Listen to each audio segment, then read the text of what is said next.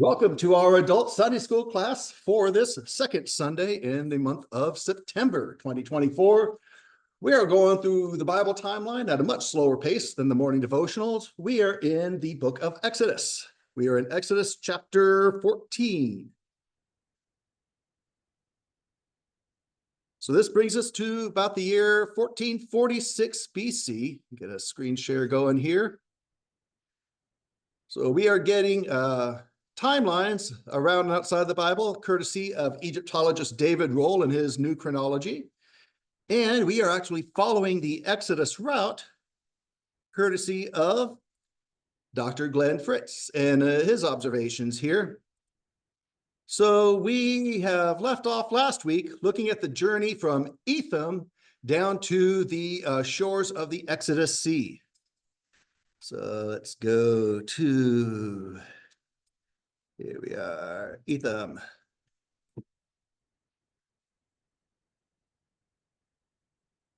So here in the year 1446 BC, we are in Exodus chapter 14.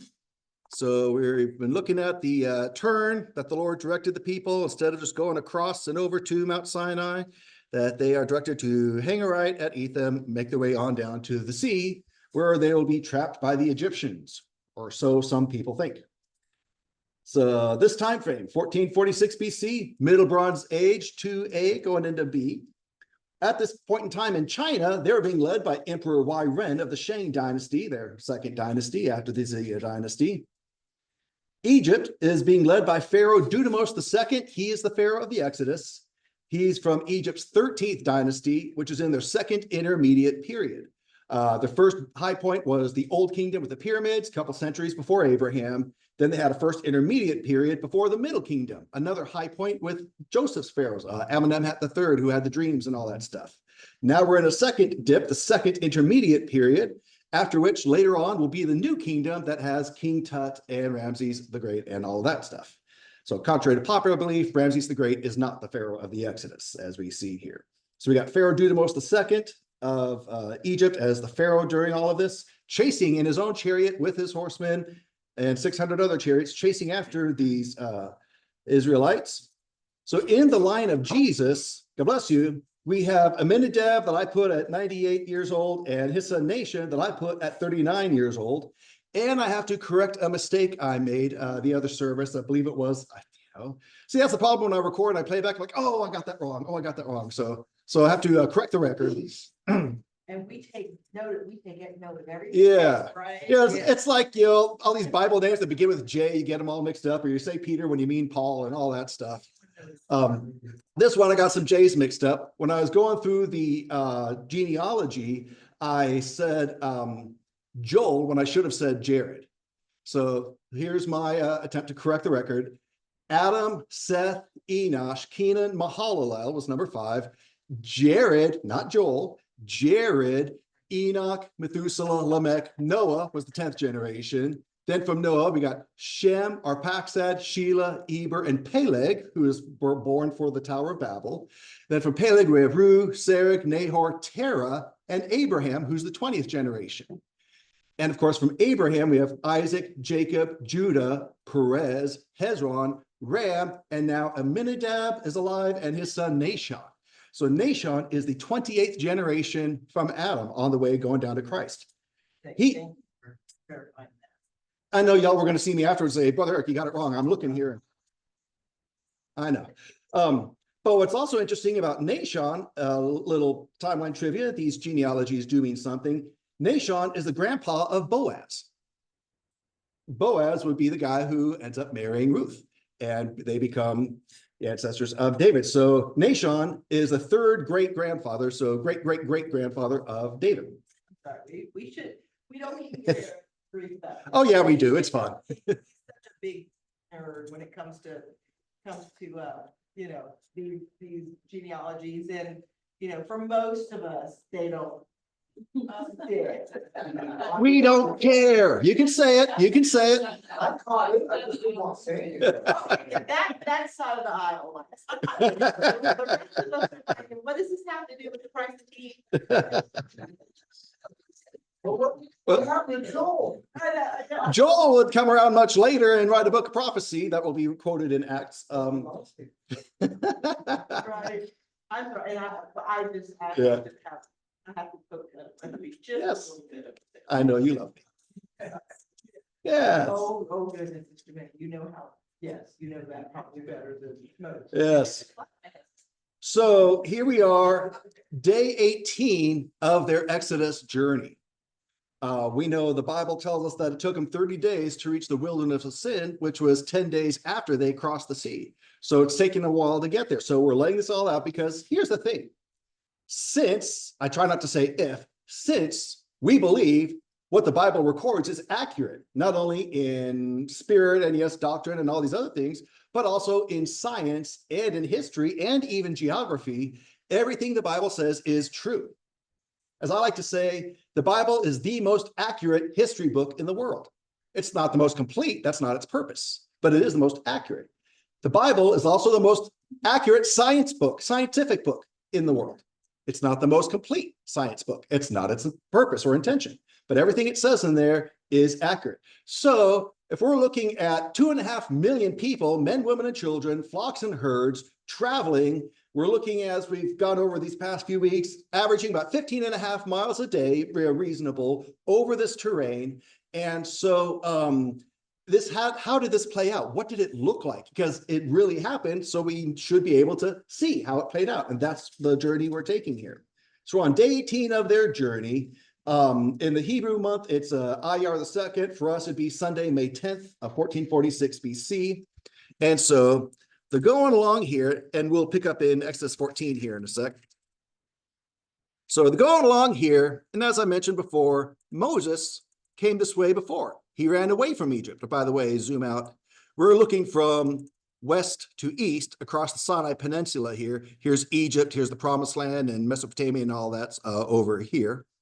So they're coming across here. Moses ran away from Egypt over here to Midian. Mount Sinai's over there. And we'll talk more about that as we go. So Moses ran away there. 40 years later, had a conversation at the burning bush at Mount Sinai. He came back to Egypt, ran across here. So Moses is familiar with this stretch. So God gives him a different instruction. No, you're not going to continue as you were. I'm going to turn you over here. And I'm going to, the Egyptians are going to think you're being trapped, but I'm actually trapping the Egyptians. So we see that here. So we looked at this last week. So coming up to Etham across those days. So they came up to about, let's see. The elevation. That's the elevation. Thank you. So they're up here over 200 miles. They're in the 25 that gets cut off there, but over a 2,000 foot elevation. So now coming down from Etham, it's going to take them about 4 days to reach the shores of the sea. And they're traveling through the Wadi Watir. A wadi is a valley, and where streams or brooks, kind of come and go, depending on the water availability. So we're looking at this journey here, these next 4 days, getting them to the shore of the sea. Yeah. Sorry, how many people? About 2.5 million. Really? We've got 600,000 men, not counting women and children.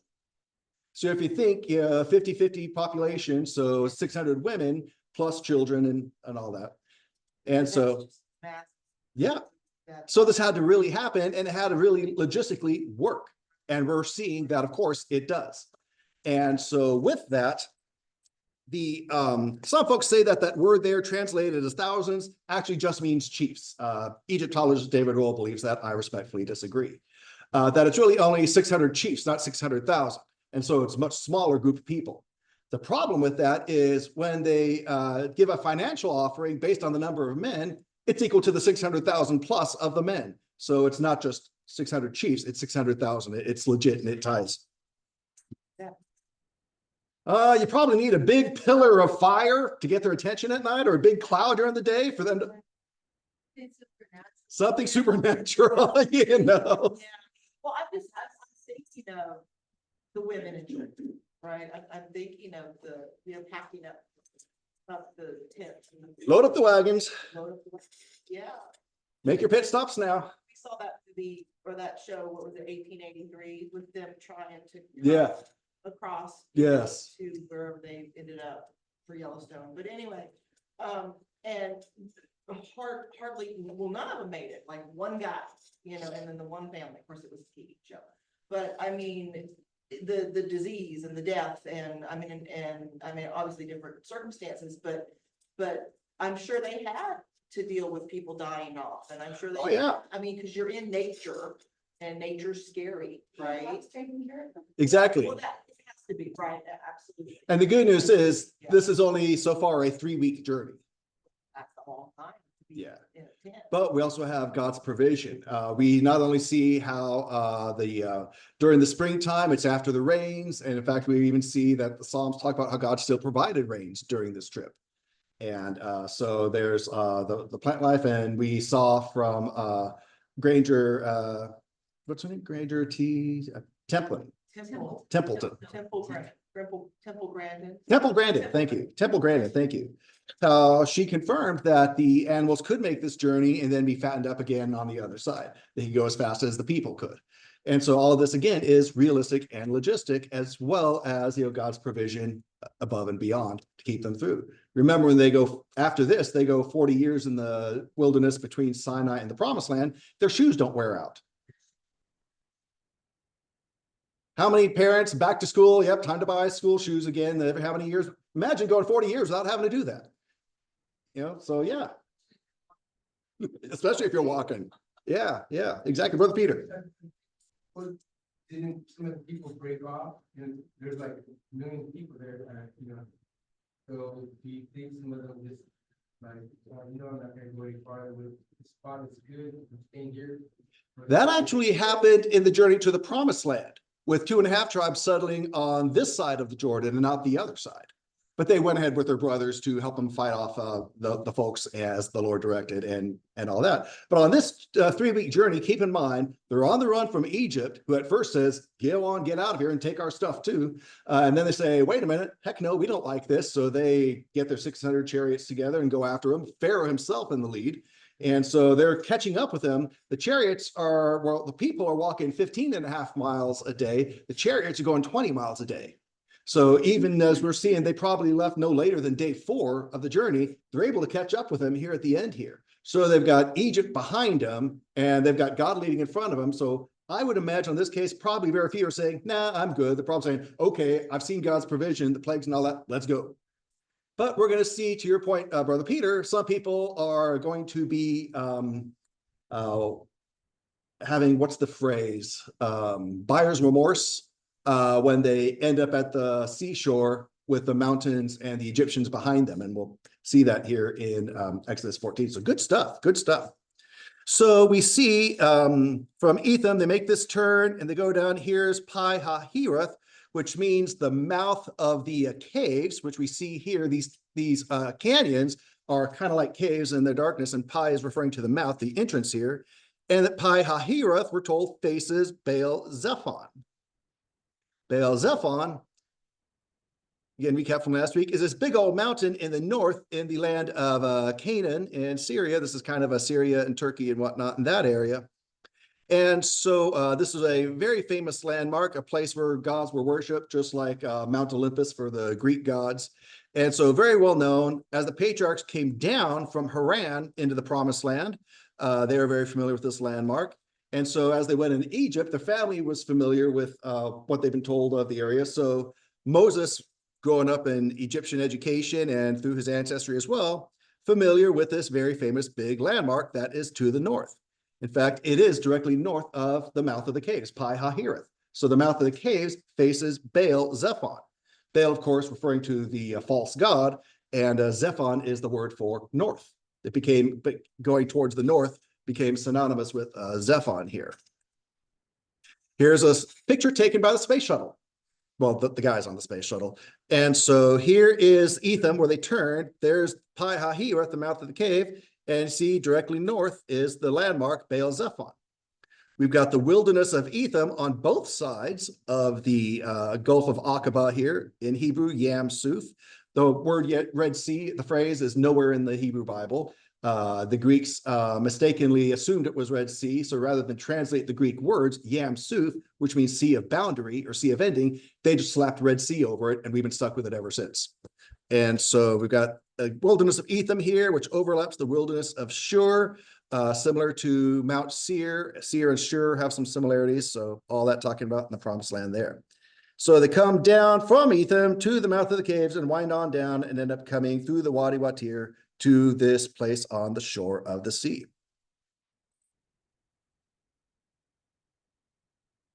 So from the mouth of the caves in Pi Hahiroth, they come on down and weave around, and let's see if it'll cooperate and let me do this here.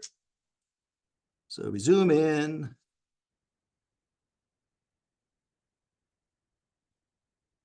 Here is the terrain they are taking these 2.5 million people across, following the Lord's direction here.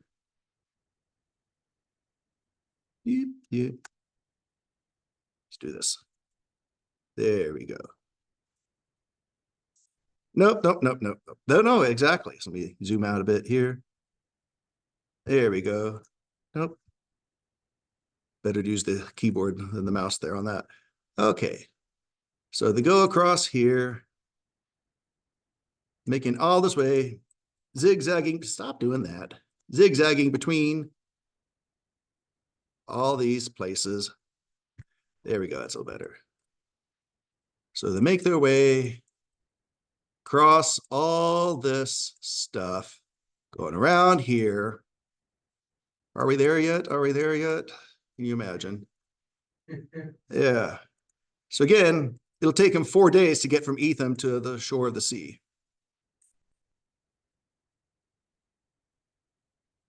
So I want to talk about this place right here, the Ain Furtaga, the El Furtaga Spring.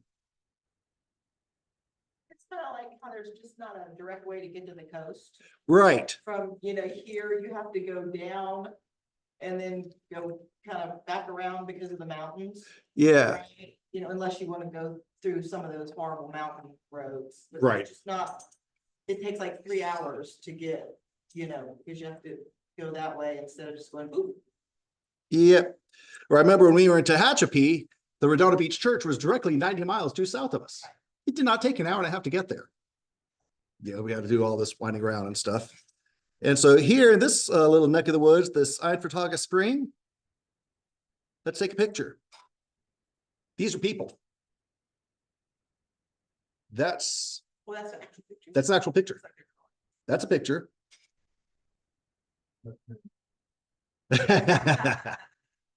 And here's Dr. Glenn, Fritz. Dr. Glenn Fritz, the guy who gives us this map that we're following. And so that's how small he is compared to the mountains and the trees and all this stuff here.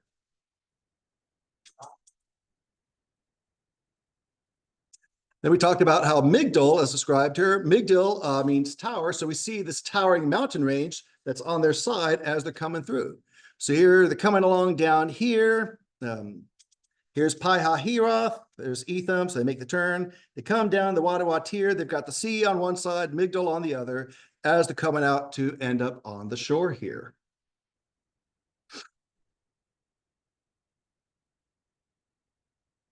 So now the journey from that spring where those pictures were taken out to the seashore.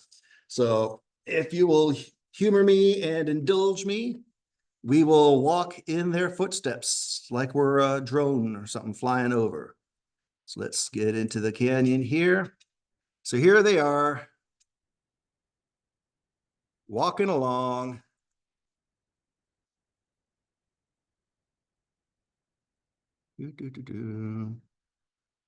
Mark, do they know that the direction they were going, that you're putting money to get in? Well, obviously they have some trust that the Lord knows what he's doing, leading them around here, but this is not as familiar to them. So let's zoom in here.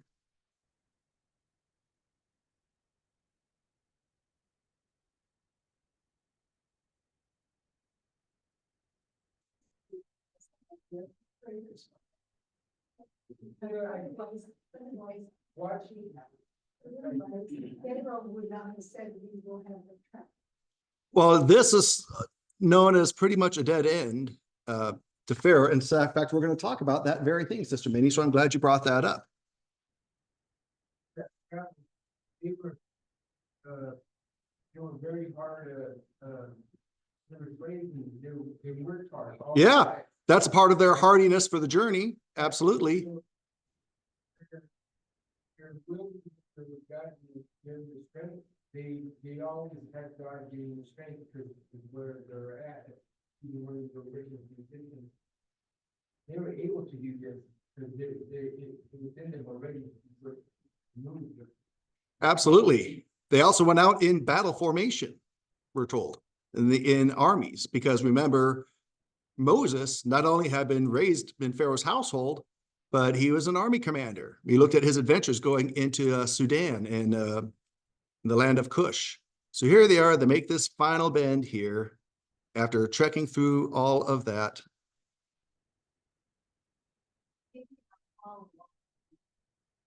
After they cried to God, their actual deliverance came. Right. It's not like they had traveled the 99 day in and day out. So Right. this could not have been that familiar to them. No. Because they were in a very sheltered, isolated bondage place. That's a as slaves. great point. To explore Right. possibility. Yes. They had to have been supernaturally led, yes, in order to not end up at a dead end. 100%. And you're so right. And also they had been in Egypt. It was 430 years from the time of Abraham entering the promised land and Egypt to the Exodus. And then later the giving of the law. No. Moses only made it to 120. Exactly. And so there are a few generations we're talking about here. They were sheltered. Yeah. But in a cave. And so from the time that Jacob came down to be with Joseph and everyone came down to Egypt, this is 215 years from that point to the Exodus. And so from the time that the slavery was instituted, a few years before Moses was born, Moses is 80 years old now. So the slavery happened about 100 years ago, 99, 100 years ago, they've been enslaved. So yeah, whole generations are growing up, not knowing anything but what their parents are telling them, and they've never seen. Yeah. So definitely there's some, we're actually told in Hebrews by faith they went out and all that stuff. Yes. No Google, no GPS. Cell phones. So here they are. And this is the sight that they see on their way out. Up.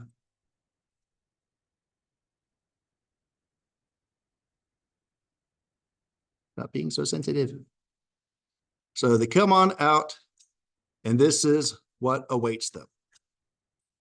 They come out onto what we refer to as this Nueva beachhead, and they've got the sea in front of them.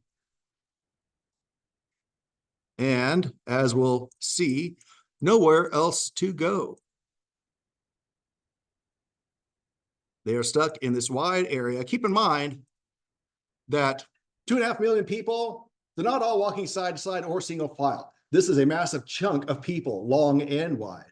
So as they continue to come out and spread out, this is what they're seeing on the shoreline here. This is it, and that's that. And ain't nowhere else to go. So that becomes concerning. So I want to actually let's read Exodus 14, verse 8 for a few verses. Let's read Exodus 14, 8 down to 20. Exodus 14, verse 8. So the Lord hardened the heart of Pharaoh, king of Egypt. Again, this is Dudimose II, 13th dynasty. And he chased after the sons of Israel as the sons of Israel were going out boldly. That's an important word right there. Helps us to understand their mind frame as this is happening. So Pharaoh's heart is still being hardened by the Lord. And as we've seen, Pharaoh himself was hardening his own heart to the point to where Lord knew, okay, his heart was done. So now it's the Lord doing it from this point out. Pharaoh had used up his free will, and his free will mind was made up. So the Lord says, okay, he's basically turning him over to what he had chosen. And so Pharaoh's chasing after them personally with 600 chariots. And so the sons of Israel are going out boldly. I love that word being in there. So at this point, they're not necessarily in a state of panic, though there is an urgency, because there's a good chance that the Egyptians aren't going to always be happy that we left, and we see that wasn't the case. So the Egyptians chased after them with all the horses and chariots of Pharaoh, his horsemen, his army. They overtook them camping by the sea, right here beside Pi Hahiroth, facing Baal Zephon. So they've come out of the High Hahiroth canyons here, and which again, the mouth of the cave is facing Baal Zephon in the north. So here they are. The Egyptians are coming in behind them. Oh, here's trouble. We've got the sea in front of us, the mountains around us, and the Egyptians behind us. So that presents a problem. But let's keep reading, verse 10. As Pharaoh approached, the sons of Israel looked, and behold, the Egyptians were coming after them, and they became very frightened. So we go from boldly to frightened. So the sons of Israel cried out to the Lord. Then they said to Moses, is it because there were no graves in Egypt that you have taken us away to die in the wilderness? Why have you dealt with us in this way, bringing us out of Egypt? Is this not the word that we spoke to you in Egypt, saying, leave us alone so that we may serve the Egyptians? For it would have been better to us to serve the Egyptians than to die in the wilderness. Dang. So quick change of heart here from boldly to frightened. So they cry out to the Lord, and then they take it out on Moses. I guess crying out to the Lord wasn't enough. And so they complained to Moses sarcastically, there were graves in Egypt. If we're going to die, we might as well have died back there. Yeah, it was slavery, but it wouldn't be this. And so why have you done this? They were happy before. What changed? What they saw. Did God change? No. Did Moses change? No. What changed was their limited perspective. I'm reminded of the account later on in the Old Testament where Elijah has the enemy armies around him, and his servant says, uh-oh, look at all these armies. And so Elijah's famous phrase, we have a song that we sing related to it, Lord, open his eyes that he may see. Opens his eyes and he sees the armies of the host of heaven surrounding them. And so just like we're told in the New Testament, greater is he that is with us, in us that is in the world, and all that wonderful stuff. So God hasn't changed, Moses hasn't changed, but what their limited view provided them changed. And yeah, please. Oh, I'm glad you have a sense of humor. But wait a minute, God, this wasn't what I was expecting. We'll talk more about this too with Paul's journey to Rome and the shipwreck and all that in the morning message. And then look how they kind of skip over the fact that they were coming boldly. They were on board. They say, didn't we tell you before? No, leave us alone. Let us stay here. Well, if we rewind the clock and go back in the scriptures, they weren't saying that. No. Funny how the tune changes when it's no longer convenient, you know? Of course, that doesn't happen in life and politics and everything in the world around us, does it? No, no, no. The beauty about truth is it doesn't change. God is the God of truth. His truth doesn't change. If he says go this way, more tying into the morning message, if he says go this way, that way is going to work, even if we don't see it. And so the same God who is leading them, keep in mind, as they're complaining, that pillar of fire is still there at night, and that pillar of cloud is still there in the day. It didn't disappear and leave them hanging. In fact, we're going to see what that pillar does here in a moment here. Verse 13. But Moses said to the people, do not fear. Stand by and see the salvation of the Lord, which he will perform for you today. For the Egyptians whom you have seen today, you will never see them again, ever. The Lord will fight for you while you keep silent. Wow. That's a response. Yeah. And let God move while you don't, not only is it not for you to act, it's not even for you to speak right now. Just be still and know, as the scriptures also say. So one of my favorite verses in scripture, verse 15, the Lord said to Moses, why are you crying out to me? Tell the sons of Israel to go forward. Direct response to verse 10, when the sons of Israel were crying out to the Lord. Verse 16, as for you, lift up your staff and reach out with your hand over the sea and divide it. This is the sea we're talking about here, folks, and we're going to talk about this more next week. Again, verse 16, as for you, lift up your staff, reach out with your hand over the sea and divide it, and the sons of Israel shall go through the midst of the sea on dry land. And as for me, behold, I will harden the hearts of the Egyptians so that they will go in after them, and I will be honored through Pharaoh and all his army, through his chariots and his horsemen. Then the Egyptians will know that I am the Lord, when I am honored through Pharaoh, through his chariots, and through his horsemen. Beautiful stuff. So the Lord's saying here, go forward. I'm going to literally pave the way. I'm going to make the way, blaze the trail. You're going to come through dry land. This is one of Brother Ken Lansdale's points that he would make about this that just touched my heart dearly, how the scripture says the ground was not moist or wet from the water being separated. They walked on dry ground. This is how full the power and movement of God was here. And so the Lord is saying, you're going to go on dry land and they're going to come in after you, but it's not going to turn out so well for them. I'm going to be honored even through them who are dishonoring me, and they are going to know. And after this event, not just them, the whole world's going to know. Again, Rahab in Jericho told the spies, our hearts melted because of you. Not only the armies you defeated, the kings you defeated on your way up here, but what the Lord did for you there at the sea. It's worldwide knowledge. This shook the course of world history and, of course, spiritual history. I can't underscore enough how significant the Passover in the Exodus is and foundational for us today in 2024, Sister Minnie.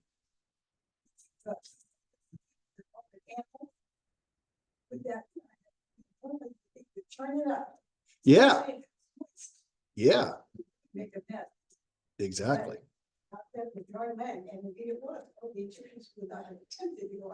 Right. And we're going to talk about, too, what the view was like for the Egyptians when they chased after them. So fascinating stuff here. Let's go to the next two verses, 19, talking about that pillar. Then the angel of God, who had been going before the camp of Israel, moved and went behind them. And the pillar of cloud moved from before them and stood behind them. So it came between the camp of Egypt and the camp of Israel. And there was the cloud along with the darkness, yet it gave light at night. Therefore, the one did not approach the other all night. So another one of my favorite images from scripture, God, who's been leading them, now turns around and becomes their rear guard. He's got their back and is protecting them from those coming up behind them. So just beautiful imagery here. So I'd like to wind down class this morning with just some shots from the beach here.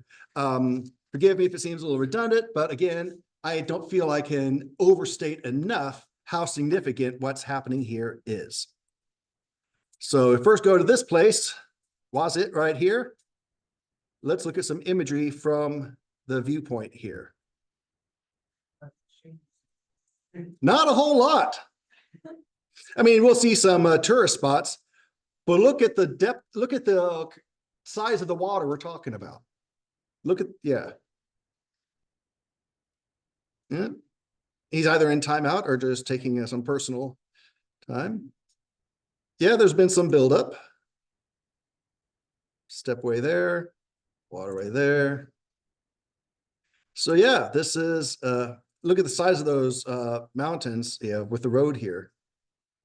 From way back around you. Yeah. Oh, the geography, topography hasn't changed much at all now. We've added more tourism, but that's about it. I think there was a lot more water back then, but the ocean was filled more, but it is the fact, and my mind is thinking it's dry land over there. That's all it is. No, we actually see, yeah. We actually see a couple things as far as the oceans go. Keep in mind, ever since Noah's flood, 2893 BC, the oceans have been rightfully rising because the oceans were drained a bit as the waters went up in the skies and came down as rain, it came down as snow, giving us the one and only ice age that lasted for about 500 years after, right up until about the Tower of Babel. And so another about a century after the Tower of Babel. And so the oceans are supposed to be rising as the ice is supposed to be melting, somewhat restoring back to normal.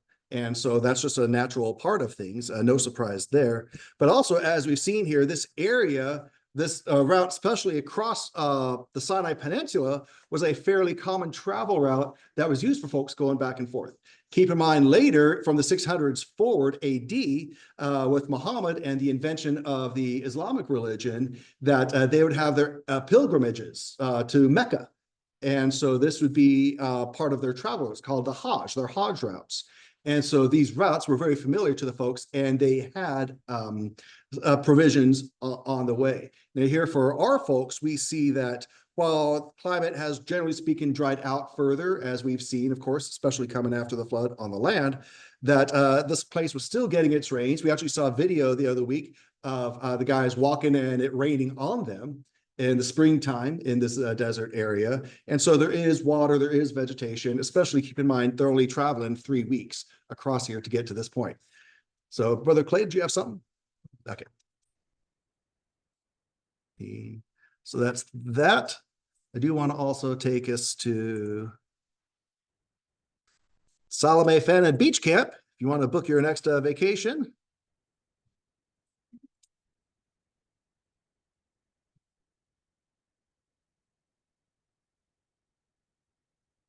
Here I'm doing it again. I'm looking at my screen right here when I got this big screen y'all are looking at, and I'm not even looking at it.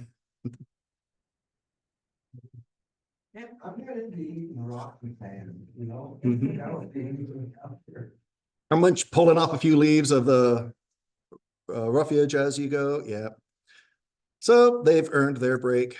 No, talk. Feed me.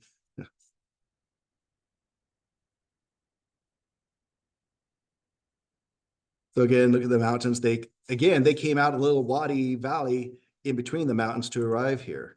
This looks hot. Oh, that's why you go like the camels in the water. Someone's got dinner. Yeah, Get out of the water. I take that it's not salt water. it is. I don't know how much they were drinking or bathing or, yeah, but this is coming right out of the ocean through the Red Sea. So yeah. Sandy. Now this area is called again the Nuweiba beachhead. So here's more shots of that. We'll wind down here. So next week we will actually talk about crossing this sea.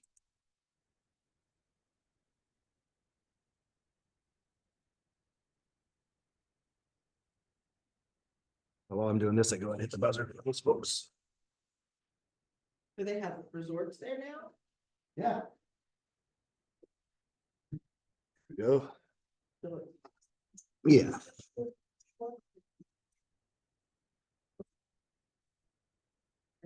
Yeah. So there's that. trees are- Pretty much. So there's a sense of that. And we got the Red Sea crossing site. That's just one shot there. Let's see. Zoom out here. Yeah, right there. See, one thing is on Google Earth, if you're ever playing on it, you hit this little button, it shows you in blue places that people have walked, and little spots are photospheres where people take their little 360 thing. And so someone has done that here. And we see there's the, again, the volume of water that they're going to be crossing, the land around them.